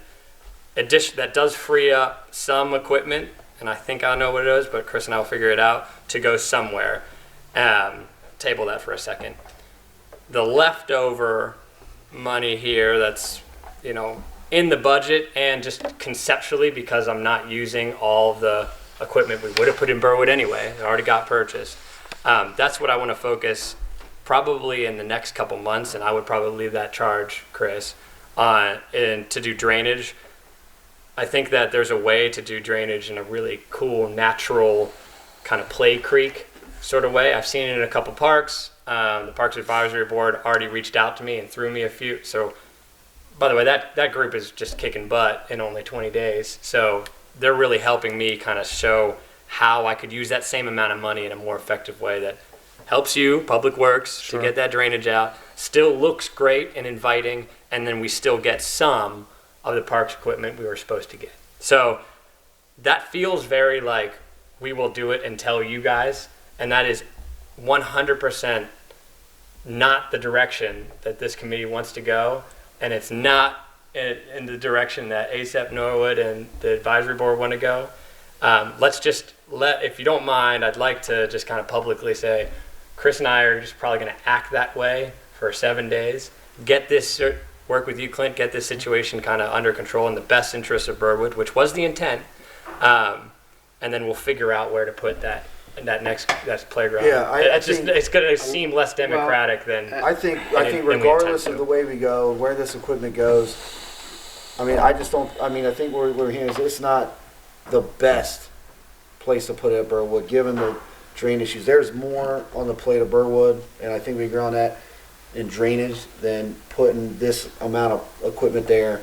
And though it was purchased for Burwood, I really don't think a lot of planning went into it as far as like high level planning. I don't know about that. I don't want to The talk. community group and the community group and the citizens, they did a fantastic job of planning this out and getting it to where they got their equipment. However, I mean from an infrastructural type of thing with the drain issues, and I think it was just purchased before there was kind of a fix to that problem.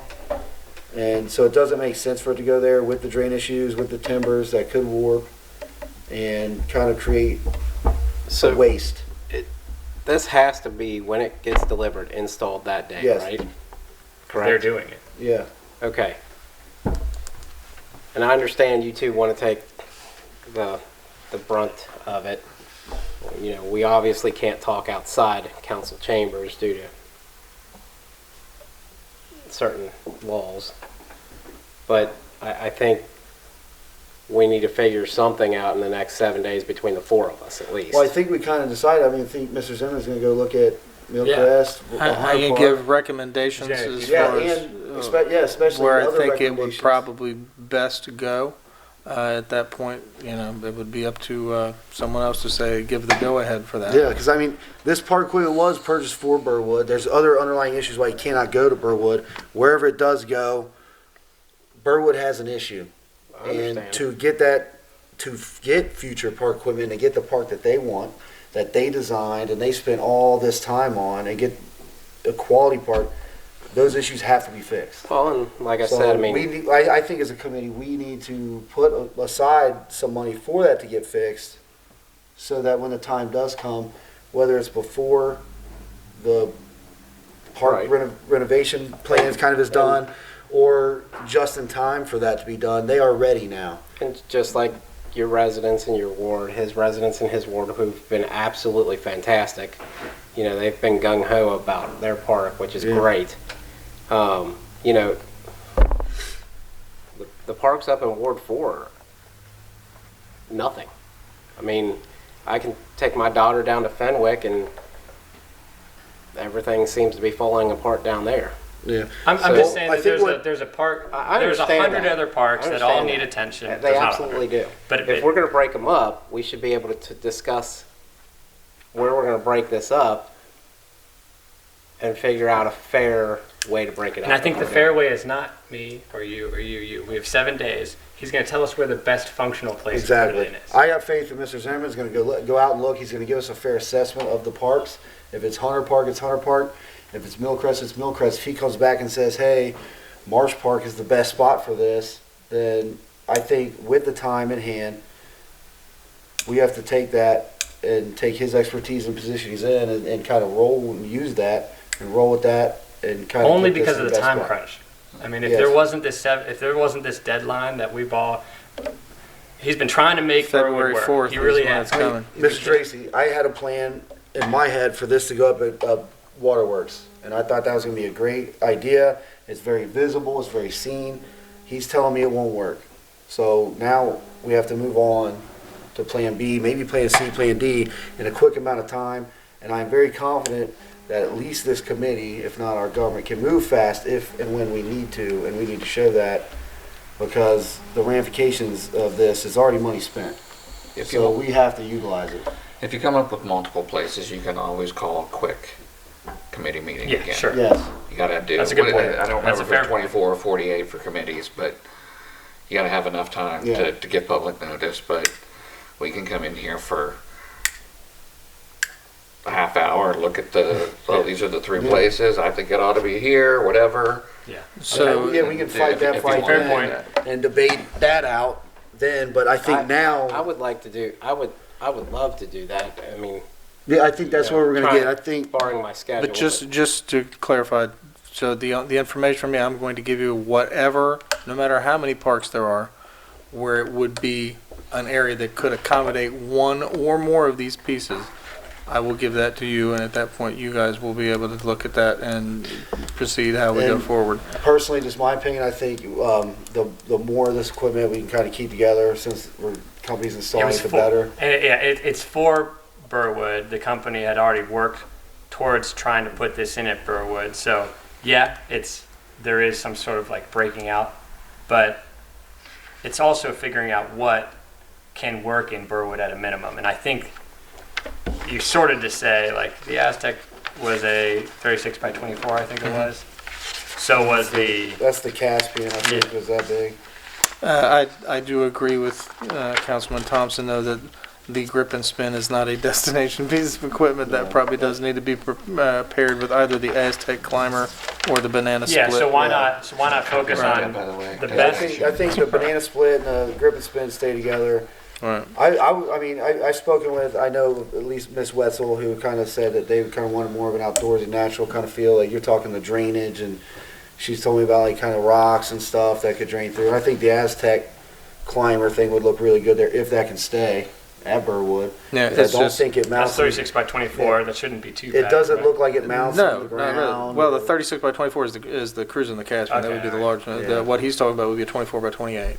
So that's a much smaller footprint that would probably, what I could do then is try to see if we can't fit that closer to the path, because the real drainage, issues are closer to the fence, because you see where the fence, you go down there towards the fence, there's kind of a little swell right there where that's where your Yeah. natural And- drainage So- usually goes. And sorry to interrupt you. The Donna Lake has kind of helped get some mulch in Burwood anyway. Yeah. So having the Aztec climber as a definitely going to get that Yeah, and we can. regardless of the rest of the assessment. Right. Then we have the mulch there.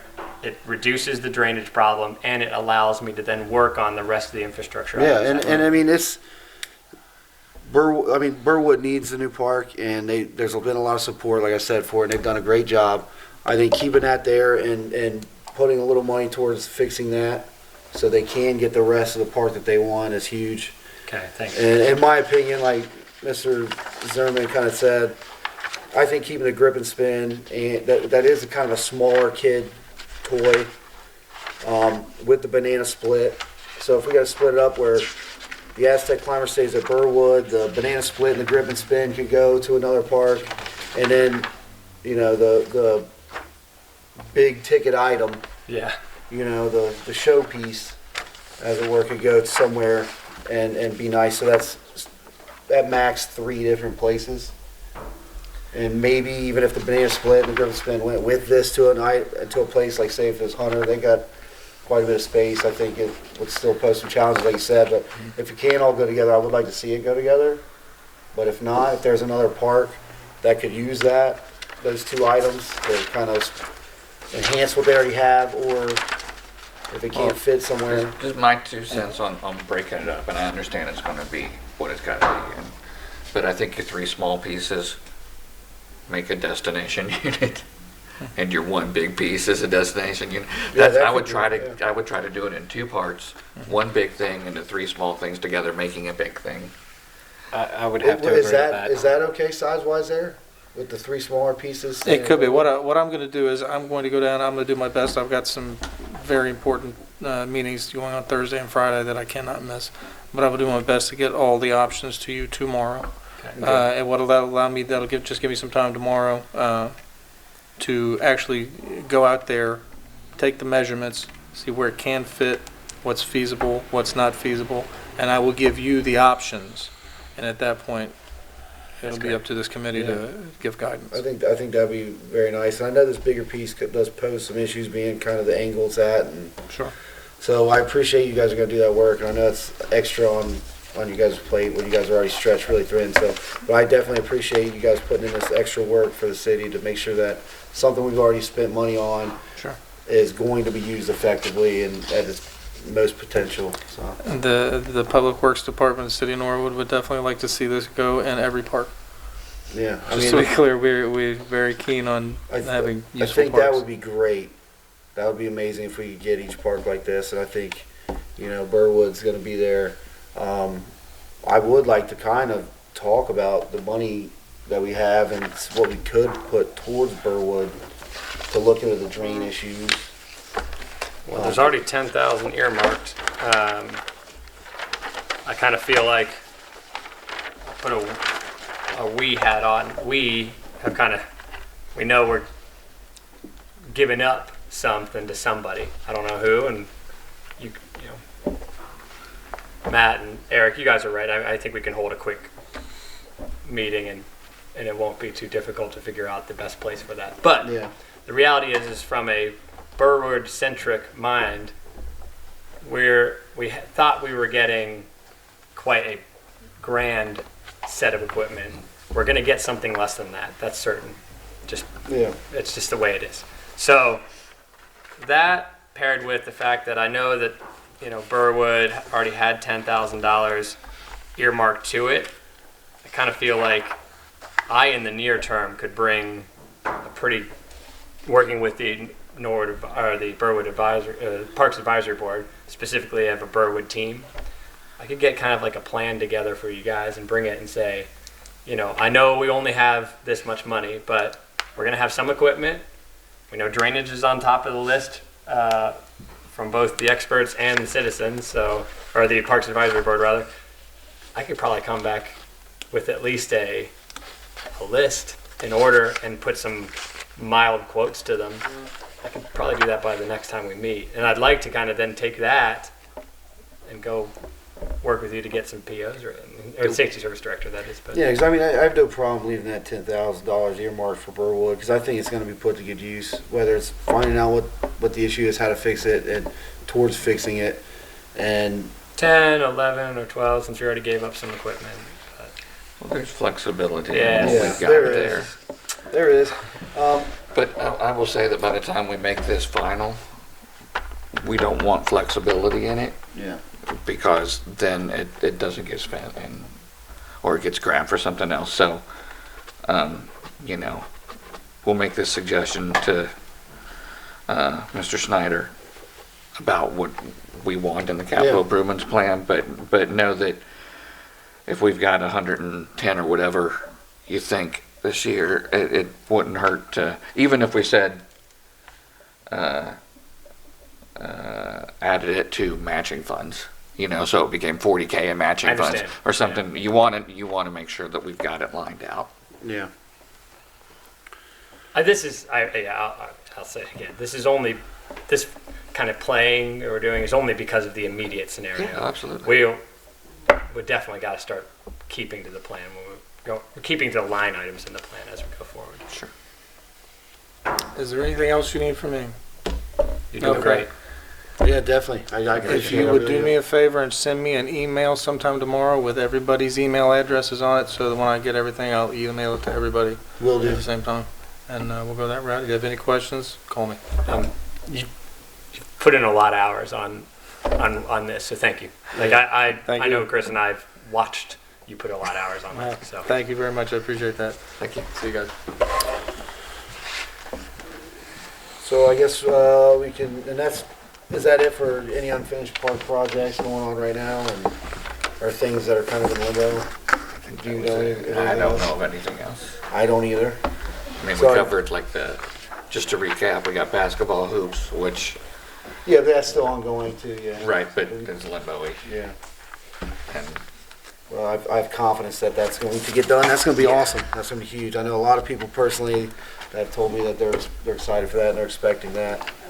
So, but I guess we can move on to number 5, which is discussion of any immediate parks and recreation deficiencies.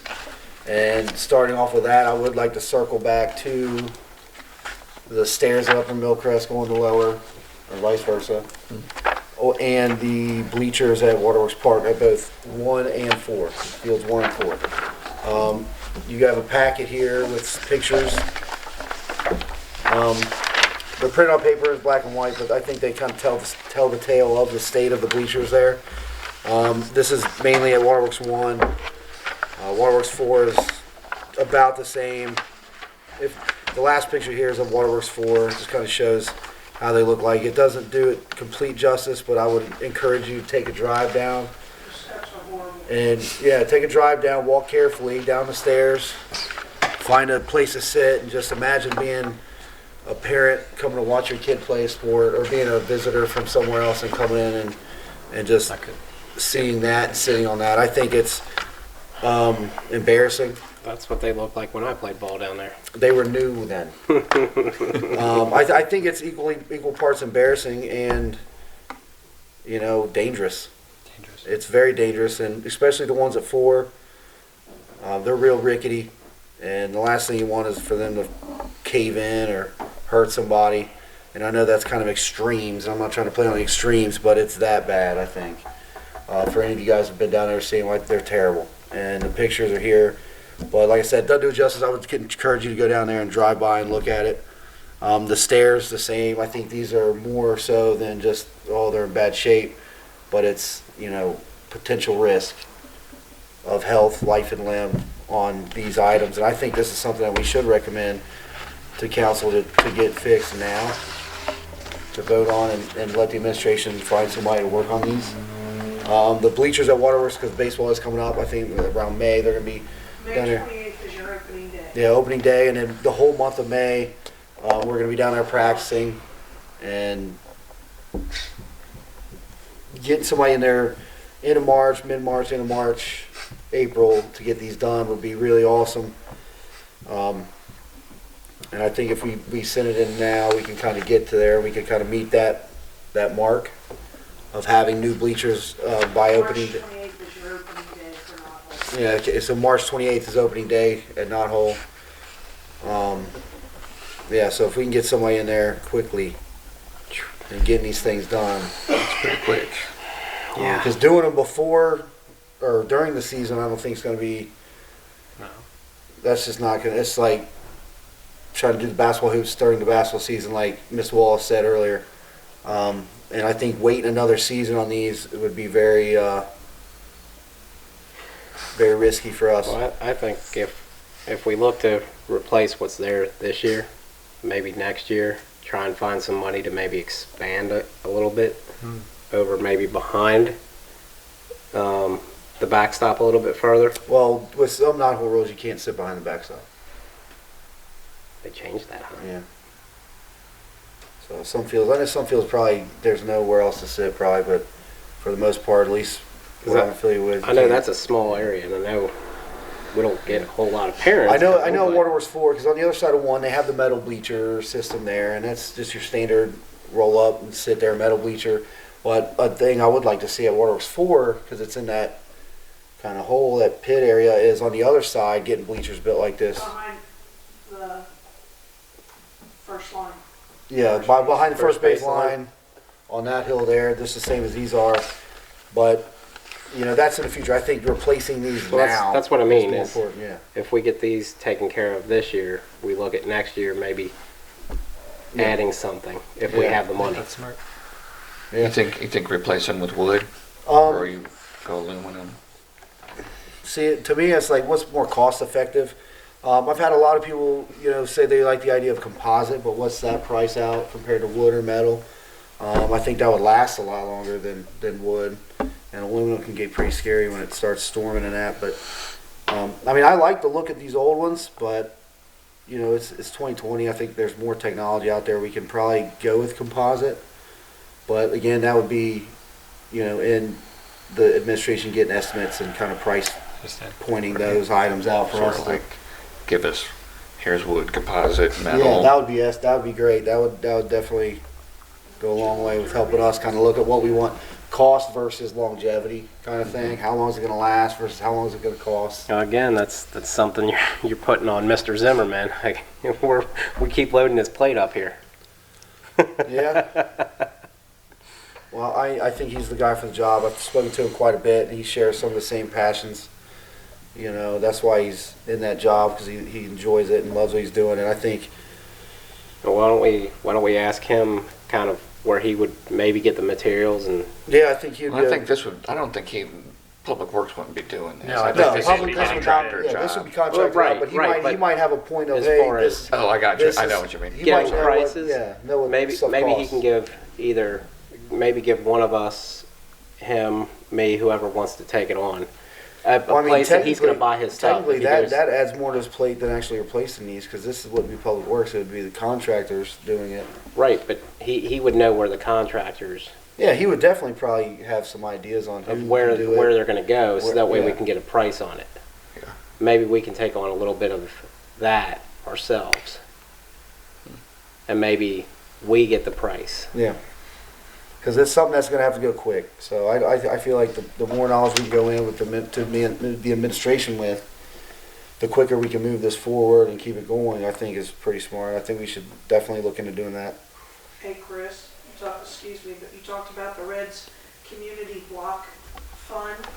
That's a great resource for you to go to ask about bleachers and stuff and contractors, because they've had it done at so many different parks, so many different ways, that might be a great avenue for you to get a lot of information. And then I'm gonna throw one more thing at you. Yeah, well, with that, with The ball fields is the lights.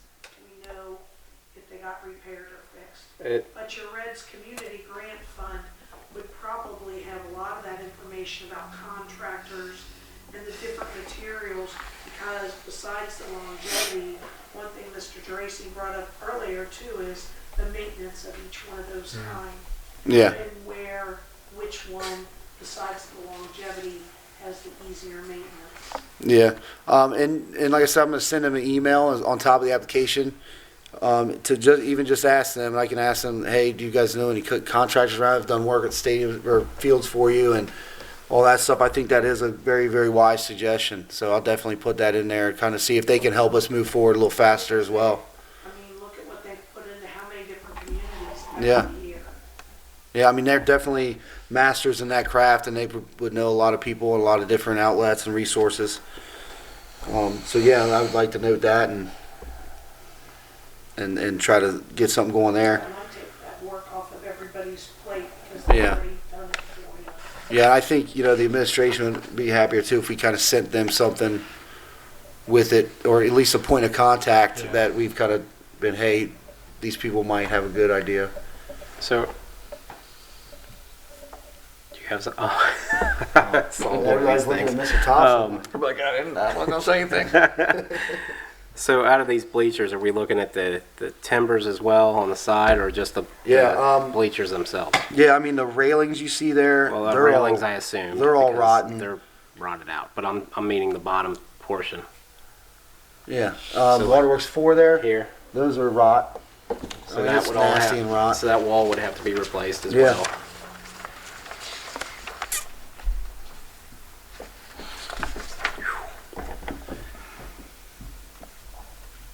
And I mean, we can look at different options of it. If like, is it better to just redo that in wood and do metal or composite on the seating area and stuff like that. I mean, it doesn't all have to be wood or metal. I don't think, unless I'm not a construction person. I don't know, Yeah, not either. but that's something I'm sure they can tell us to kind of make it more cost effective and kind of easier and quicker, but still kind of a good quality that's going to last a little. Huh.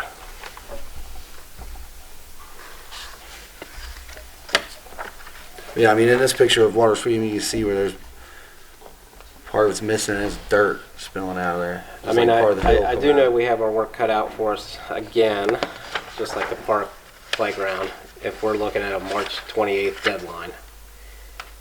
I'm wondering if maybe we can work with Waterworks and some of the community groups to try and help us out a little bit. I mean, I'm I'm not talking financially. not yet. Maybe Sure some if it's painting legal. or something if we're going to do wood. Not yet sure if it's legal, but I do know people that have even spoke out and said, "Hey, if we can get the equipment, we will help put it together." Well, that's something you'd have to talk with. Yeah. So I mean, there's definitely community support there with a lot of the coaches that are in Knothole, parents even. 'Cause I'm sure maintenance or public works wouldn't have a problem with community members coming out to paint the wood if it's wood. That's what the adopted park program is for. Yeah. I mean, if we get Throw a it, big N on that wall there. yeah, making it ours, make it special. I think a lot of the people that I've had the pleasure of being around to coach with and just even I mean, talk if, to. if we're and going to do this, we got to do I it think right. if we opened the door for them to come out and help like that, I think we'd have overwhelming amount of support. And I think they would feel included in it, and they're doing something to not only help Norwood, but help their kids and help other people's kids to get these new bleachers. And Like they I, can, like I said, if we're going to do this, we're going to do this right. We're not Yeah. going to do this half-hearted. And, you know, just like Burwood's group has come together for their park, they've done a fantastic job, by the way. They're awesome. I think if we're going to do this, we can't just do it halfway. yeah. And with that short of a timeline, we're really going to have to work hard on. I mean, it's not going to be easy, but it's something that needs done. And I think we'll be able to work fast when we need to. And this is something I feel like we need to do. We need it done this year rather than next year. The stairs as well. I mean, the stairs don't have a date on them. They're just a continuous looming dark cloud of Oh, those potential. have just been repaired so many times that Yeah, Yeah. eventually you can't repair anymore. they need to be torn out. Yeah, so I mean that's very pressing as well. But this has a date, and that's what I think is scary sounding about this. There is a date, but I feel like if we can get it moving quickly, we can get it done and have a better look at our ball fields at least, and a safer place to watch your kids play. So I mean that's why I would like to recommend it out, and obviously I don't think it'll be on tomorrow's meeting. But No, we probably can the next recommend it one. out during Yeah. tomorrow's meeting. Yeah. Um, I mean, and I'm talking about the bleachers and the stairs. Do we have do we have an estimate, at least in the budget currently, that we could utilize Unencumbered amount? for what? for these? There was never, those were guesses from, I don't know There who weren't guessed more that. appropriations. I don't think so. Okay, what so I would like- there wasn't an official appropriation for it. It was just kind of. No, that was I think capital we're improvements. looking at a capital improvements Right. plan. Just this could be used for. Yes. Yeah. So I mean, and what I would like to do is approve up to 20,000 for Right. the administration to go seek somebody to give an estimate and roll it into getting the work done. The stairs is at 30,000. I'm not sure if that would actually cost that much, but recommend those out. And then could To you get also done. recommend out I mean, we're hearing we need to install the stuff at Burwood. Yeah. We've got, it's not you or me saying it, we've got Public Works saying, you want this? You gotta fix your drainage, you got a swamp, Yeah. so. Yeah. That's something we should definitely look at now So as well. I if feel that like. could be added to the list, I'd appreciate it. Definitely. So that's the stairs at up to 30,000. Can we just do 25,000 for each? Are we opposed to that? Up to 25,000 for I the have no bleachers? basis, so I'm saying yeah, only because I don't know. Or what's your Yeah. thoughts on that? You might be able to get the stairs done for 25 or 30,000. I think that this is going to be a lot more expensive than you think once you get it costed out. This is a retaining wall. Yeah. That's That's why I was concerned in understand. asking if that needed to be replaced as well, because Right. I can't tell from the photos, and the only thing I've really looked at are the bleachers themselves, not the retaining wall itself. right. So I mean, if that's if the inside is Do we good, know what's behind that? Is it that's what I'm block? saying. Is it- Is if it's block and it's That'd be good, Right, that's a different then story. But, and we're just installing over top of block for Right. aesthetics. but I don't know. Do you want to just hold on that and just give us time to go see what the heck it is and get a better number in there? I'm scared to do that because I don't know. I think from timing, I think it's okay to tell the administration that we want them to go out and find out how much it's going to cost to fix this. Well Correct. said. Yeah. Well said. Correct. So is Then that if what it's we'll do? too much, Yeah, then that'll be then the we'll think of answer. something else. Yeah, I mean, if it comes back and we can't do it, we can't do it. And as far as what our little slice of the Pie. city pie is, and it's not going to be enough to do everything all the time. So But even like, if you had to you could yank up the top boards and put down new boards. Yeah. Right. I mean, It would last you a year, you know, because who knows how long what's underneath will last, but at least you'd have a safe sitting condition. Like there's things, small things you do, but I understand what Mr.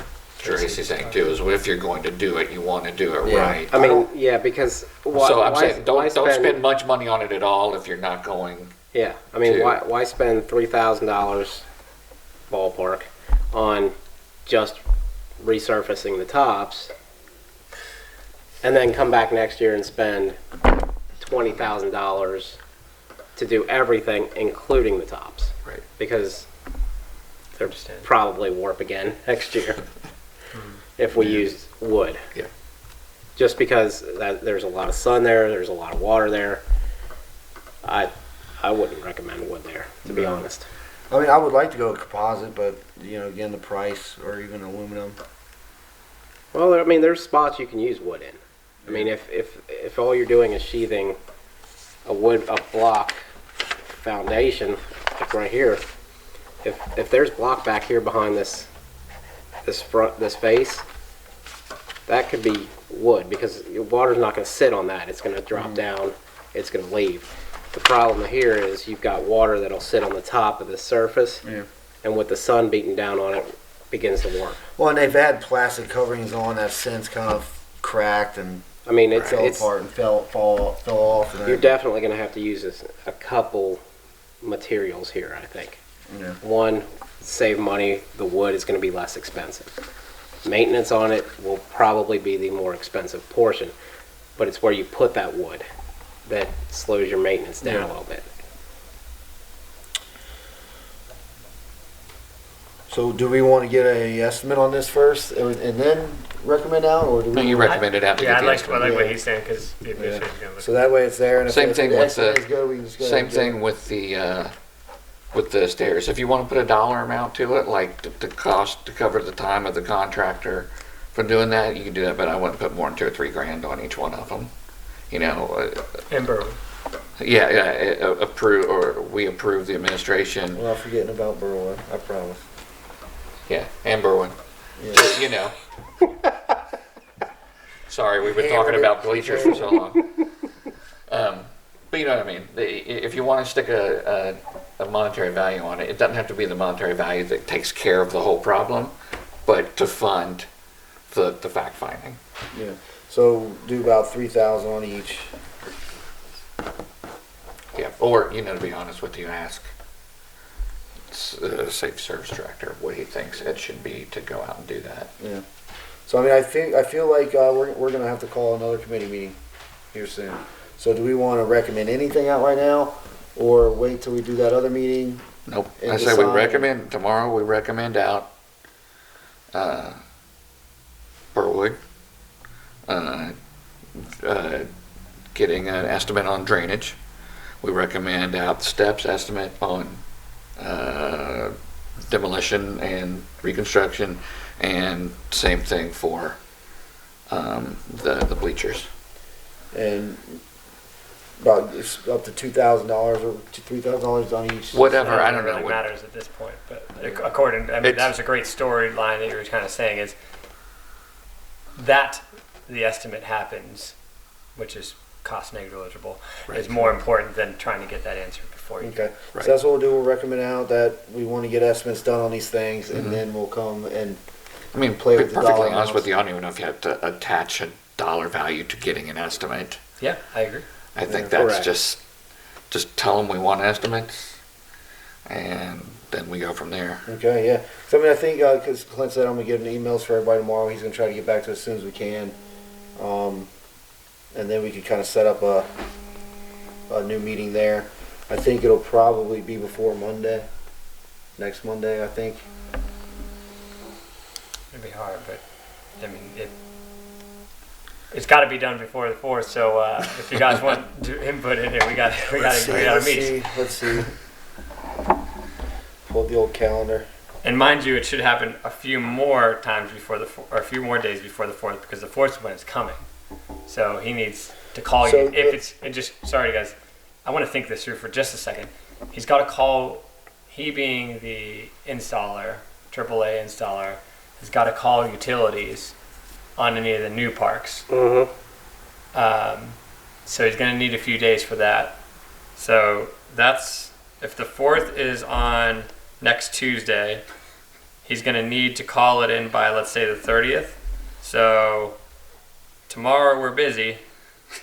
And Wednesday's my wife's birthday, so. Thursday. Wednesday I'm in class until 7. Yeah, Wednesday's no good. I'm having dinner at Lydia's house. I'm just saying, this is why I made that comment. I probably sounded really jerky. I wasn't trying to. I was just saying that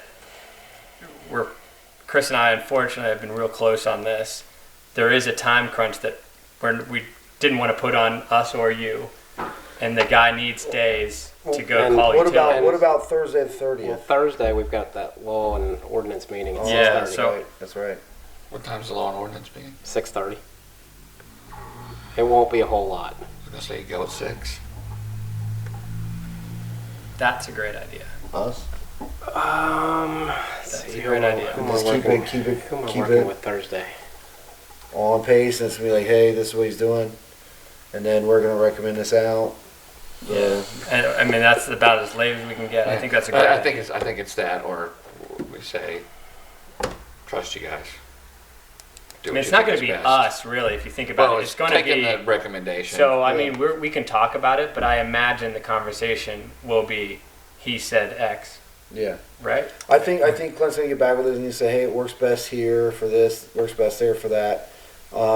Myself and Mr. Nardo are more than happy to do that if it's easier and best. However, I mean, I want the committee to work together and we all have a say and nobody feels lesser or more than others, and we all, that's what I want. So doing this would kind of be just him and I getting this done, but I think because of the circumstances of it, it wouldn't be that big of a deal. How it was kind of tossed on us all, and now here we are trying to find a solution. If we want to meet again Thursday, before that one, that committee, We can. It's It'll- up to you. I mean, It's I mean, I know we're talking it- about it- it. I To be honest, understand that. thought I we understand that. actually- I was thinking. I get the off 4th was work another at week 5, away. but like today, But it's next week. It's coming for us. So, it's like, I mean, I get off work at 5, but like today, we were running way behind, so I thought I was going to be late for this meeting, but It's really up to you two because we're going to take Clint's recommendation and we're all going to be on copy. It's not like he's only sending it to us. Mhm. He's going to send the recommendations or those options rather to all of us.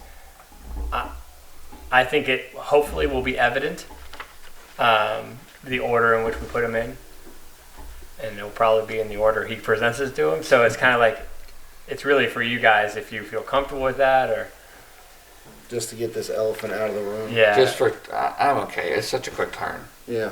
It's going to be tough. Because to be honest with you, I don't know that us meeting on Thursday is soon enough for you. I To agree. get the guy to have No, time he to said, call. yeah, to call the utilities because and make sure. even the utilities, he's probably going to have to do it Thursday. We will get but- charged a more cost if we can't delaying install it. it. Well- They've already told us.